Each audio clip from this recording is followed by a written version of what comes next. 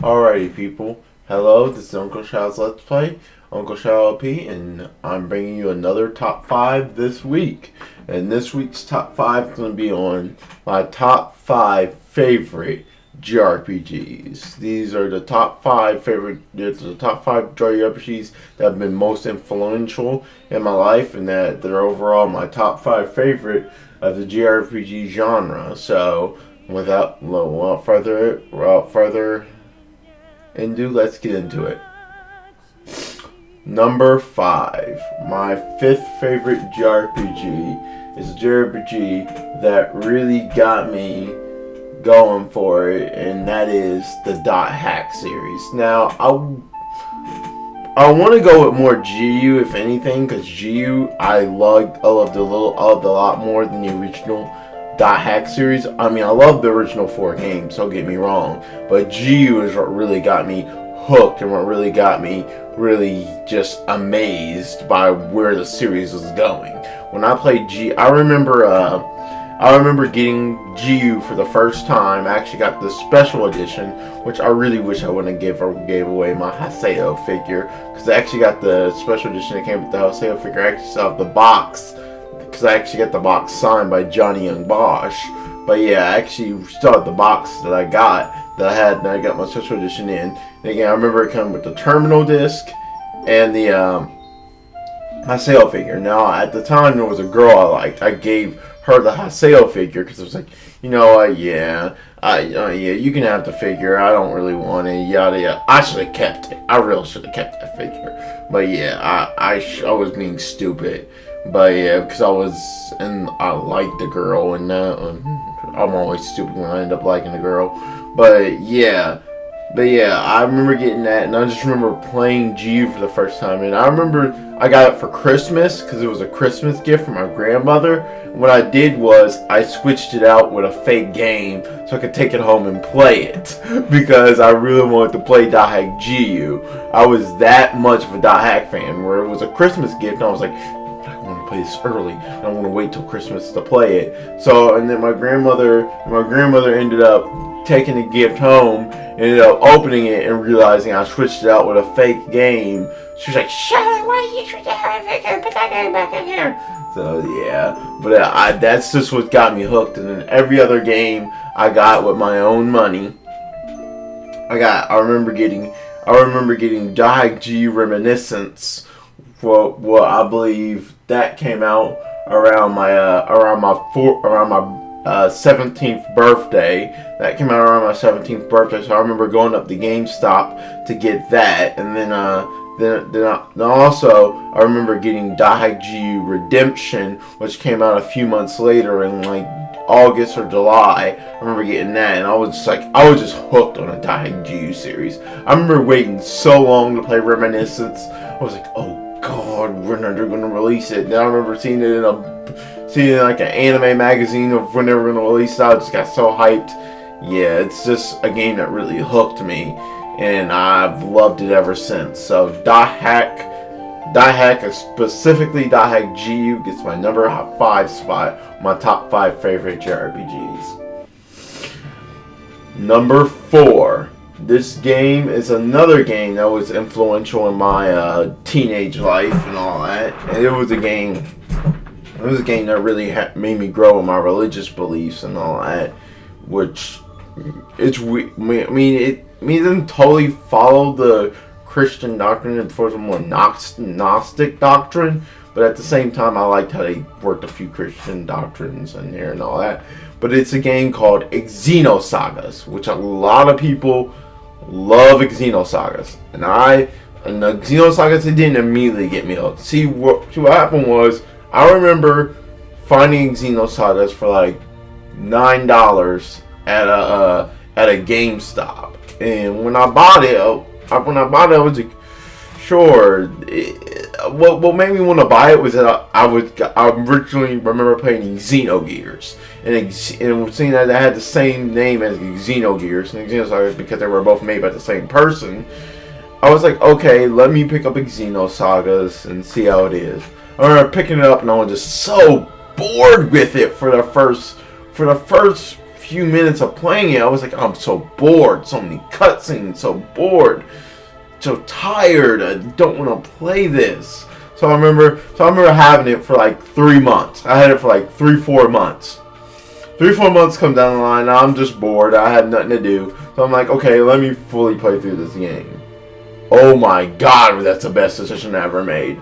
I made it through the halfway point. I got hooked. I was like, oh God, the story in this is so hooking. So immediately after I beat Xenosagas Episode 1, I went on the hunt for Xenosagas Episode 2. I remember doing this. I remember riding my bike up to a Game Crazy. Because at the time, Game Crazy was a thing. This was back when Game Crazy was still around. They're irrelevant now, just like Hollywood videos are relevant. They went out of business thanks to Blockbuster, and then Blockbuster went out of business thanks to Netflix. So, yeah. But yeah, I remember going to hunt this down. I found one at a Game Crazy. I found it at a Game Crazy, and I was like, you know what? You guys have a Xenosaga Episode 2? He's like, yeah. They had it for like $20. So I remember only having like $15. So I asked my mom if I could borrow $5. She gave me $5. Ended up buying this game. Oh my God, was this the best decision I ever made? Because literally right after I did that, I was hooked. I was hooked on the Xenosagas. I loved where episode 1 went, and I played episode 2. Then finally, I played episode 3. I finally got my hands on episode 3. I forget how I got my hands. Oh, I got my hands on episode 3 thanks to me starting my job at Myers. And when I started my job at Myers, I actually ended up buying episode 3 before we went on our trip to Florida. Because we were going on a trip to Florida. This was back in 2008. We were going on a trip to Florida. I'll buy episode 3 off Amazon. Oh my God. Best Xenosagas game. I just fell in love with Xenosagas. The whole series was a series that I fell in love with. So I have to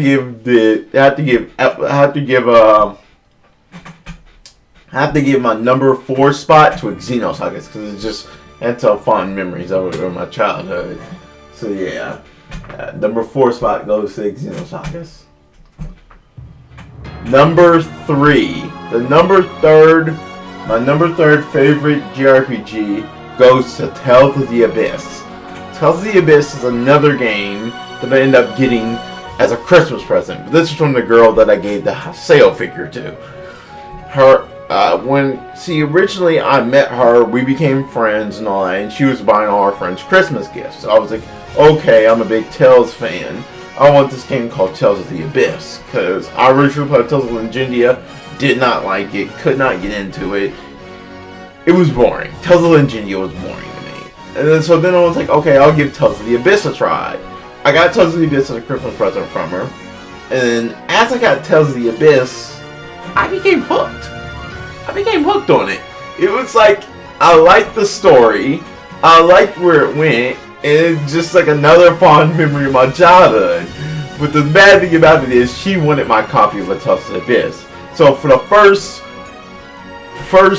2 months of me having Tales of the Abyss, I could not play it because she took my copy and just played it all through it for herself. Eventually I got my copy back and I just played through it all. I fell in love with the game. It was, oh my God, the best Tales game I ever played. Well, I won't say best Tales game I ever played, but best JRPG on the PS2. One of the best JRPGs on the PS2 I played. And I mean, at first I didn't like Luke. I will admit, at first I didn't like Luke because Luke was a whiny little bitch, which I did not like that. Luke was like, oh my God, I don't know what I am. I don't know what I want to do. Why am I doing this? I was just like, oh God, Luke, you're so annoying. But then he actually grew on me because he actually matured. He actually showed that he had strong character development and all that. And then I really liked the plot twist that went on in it, as far as spoilers. Van being the bad guy.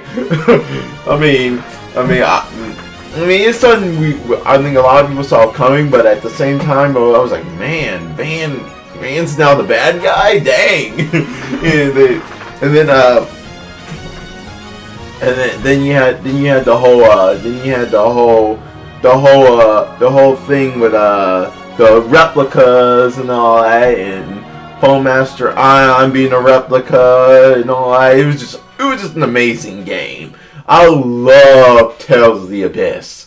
It literally had me hooked, and literally it was a big part of my childhood. I loved Tales of the Abyss. It was my favorite JRPG back when I had my PS2, and I owned a 3DS copy of Tales of the Abyss. What happened to it is I actually ended up losing it at an anime convention, because this was back when I was at OhioCon in like 2013.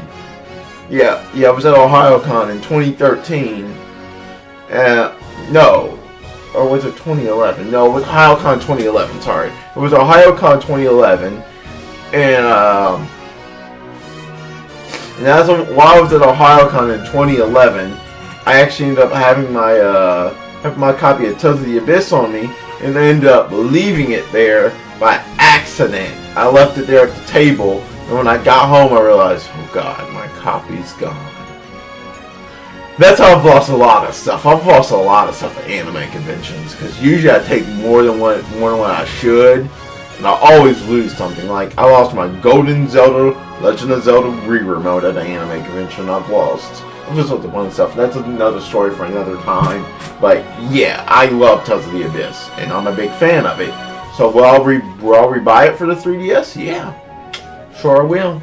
But yeah, Tales of the Abyss gets my number 3 spot on my top 5 favorite JRPGs. Number 2 on my top 5 JRPGs. It's another Tales game. This one is more influential to me than any of the Tales series combined. It's the main reason I love the Tales series. And this is a game that got a lot of people into the Tales series. And that is Tales of Symphonia. I remember playing this game for the first time. This was back when the Hollywood Video once again was still a thing. Even though they're not anymore. The kids today won't even know what that is. But yeah, back when Hollywood Video was still a thing, I went to Hollywood Video, and I saw that they had this game called Tales of Symphonia for the GameCube. So I was like, oh, this looks interesting. Let me rent this game. So I rented Tales of Symphonia for the GameCube. Oh my god, was I hooked. And it just didn't get me hooked. It got my brother a little bit hooked too, because it was the first JRPG where I could actually play with my brothers on 2-player. It was really interesting, because unlike other JRPGs where it was just a one-player, single-player experience, this is the first JRPG where another player could pick up a controller and play as the other characters in the party, which was pretty cool to me. I was like, this is really cool. So my brother can play as Genis, Kratos, or any of the other party members. That's awesome. So yeah, so what happened was me and my brother ended up playing this game for hours on hours upon end. I played it for more than that, because I was more into it than he was. But yeah, we were playing it for hours upon end. And I remember renting it several times. Like, I just didn't rent it once. I rented it several times, because I was that hooked to it. So what happened was I ended up buying it as a Christmas gift that Christmas, because I was like, you know what, I really want this game. I'm hooked to it. I'm a big Tales of Symphonia fan. I need this game. So I ended up buying it, and let's say I've loved this series ever since. Now, do I still have my original copy? No, because I've traded it in like an idiot. But I do have the HD collection. I'm not trading in. That HD collection is staying in my collection for good. That Tales of Symphonia HD collection is staying in my collection for good. I'm a big Tales of Symphonia fan. So yeah, I love Tales of Symphonia. I loved Tales of Symphonia. Tales of Symphonia was such an awesome game. Like, literally, the story, everything, the fact that you could play 2-player on it, wasn't the first JRPG you could ever do that in, was awesome to me. and that's what's really got me into the Tales fandom ever since. I mean, I've played almost every Tales game since then, except for the spin-off and handheld games. But I played all the major console ones. I played Tales of Vesperia. I played Tales of Graces F. I played Tales of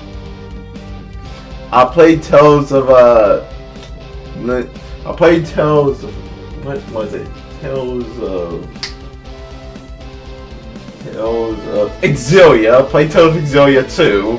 And now I own Tales of Hysteria, the Japanese version. I'm about to get the English version when that comes out later on this year. But I just love my Tales. So, Tales of Symphonia gets my number 2 spot on my top favorite JRPG. Number 1. This game is a game that literally is on everybody's top favorite JRPG list. This is the main reason I love JRPGs, and that is Kingdom Hearts. Oh man, do I need to say anything else besides Kingdom Hearts? There's no bigger fan base in the JRPG genre than Kingdom Hearts. Man, did Kingdom Hearts get to hook me since I played it. Now, this is another story that brings fond memories of my childhood. It actually brings fond memories to my best friend that now lives in Michigan. His name is Nathaniel Gordon, but me and him were best friends, and me and him just were buddies from childhood. But yeah, Kingdom Hearts is a game that I remember seeing my uncle play. This is how I got introduced to Kingdom Hearts. My uncle, who lives here in Columbus, I remember him introducing me to it, because I remember back when him and my aunt first met, and this was before they had their son. I remember seeing them. I remember being over my grandmother's at her old house, and I remember seeing them play a game called Kingdom Hearts. So I was like, "Oh, what's this game? You're in Alice in Wonderland with these Disney characters and Final Fantasy characters?" So I was like, "What is this?" He was like, "Oh, it's apparently the game called Kingdom Hearts." So I'm like, "Okay." That was how I entered seeing it. He never let me play it because he didn't really want me touching his PS2. So I was like, okay, I didn't get to play it. But then I met my friend Nate. Nathaniel Gordon.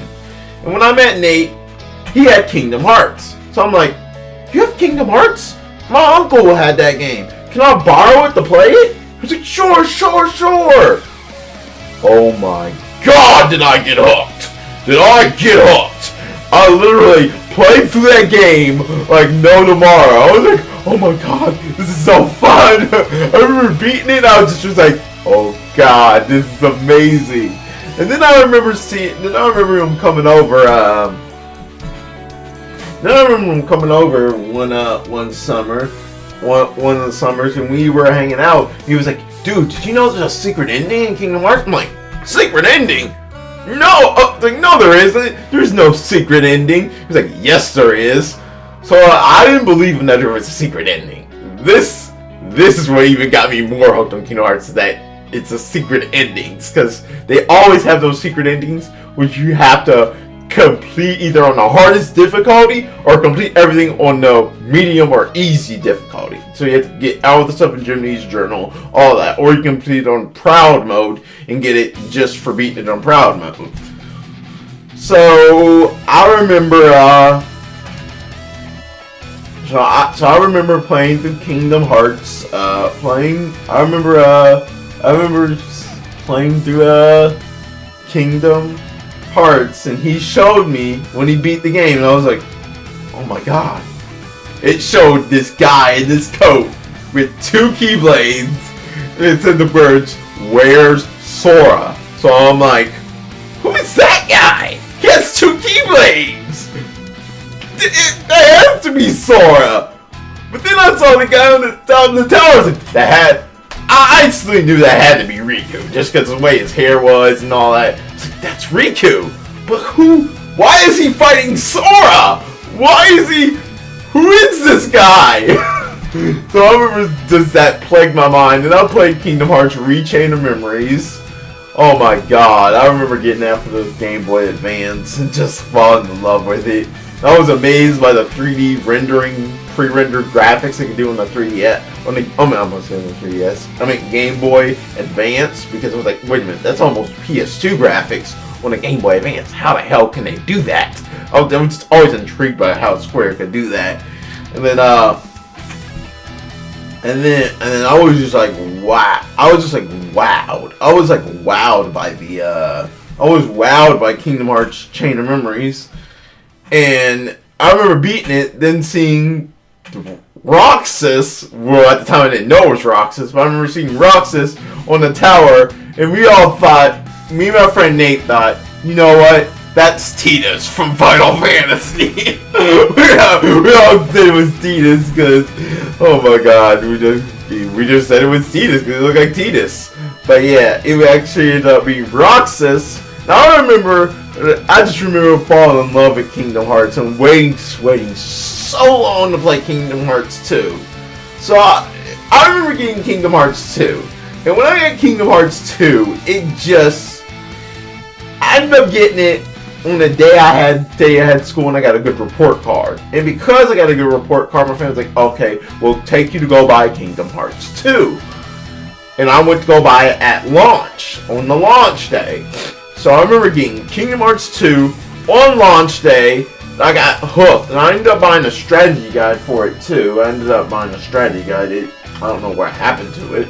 I really don't know what happened to the strategy guide. I think I lost it when I moved because it got tore up or something. But yeah, I had a strategy guide for Kingdom Hearts 2. And I remember just going through that strategy guide, looking at all the things I need to do and stuff like that to try to get the secret ending. I really want that secret ending.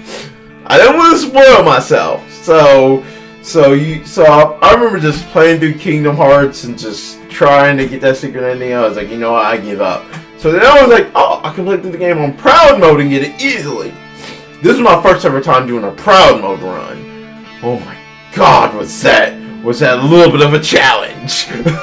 Actually, but I didn't end up beating the game on Proud Mode. And when I beat it on Proud Mode, I was so accomplished. I was like, yes, I beat the game on Proud Mode. And I got that secret ending. I was just so satisfied. And then that even intrigued me more than what the first Kingdom Hearts secret ending intrigued me. I'm like, wait a minute, who are these 3 armored Keyblade wielders? Who's going on? Who's that coming out of the sandy dustness? So I was just intrigued by it all. And then I remember, because at the time Final Mix wasn't available in the US, so I couldn't play Final Mix. So this is back when YouTube was just first starting out. So I went on YouTube, searched up the Final Mix secret ending. So I was like, oh well, Kingdom Hearts 2 Final Mix came out. And I can't play it because I didn't have a good enough job at the time, or nowhere near where I'm at now, where I'm success and have the money I have today. But this was back when I didn't have that kind of money like today I have today. But I was like, wait a minute, I can't play Final Mix, so let me go on YouTube and search for the Final Mix secret ending. That intrigued me even more than the first secret ending did. I was like, wait a minute, who's this girl? Aqua. I didn't even know her name was Aqua at the time. Who's this girl? Who's this guy with, it looks like some guy from Final Fantasy, and who's this kid that looks like Roxas?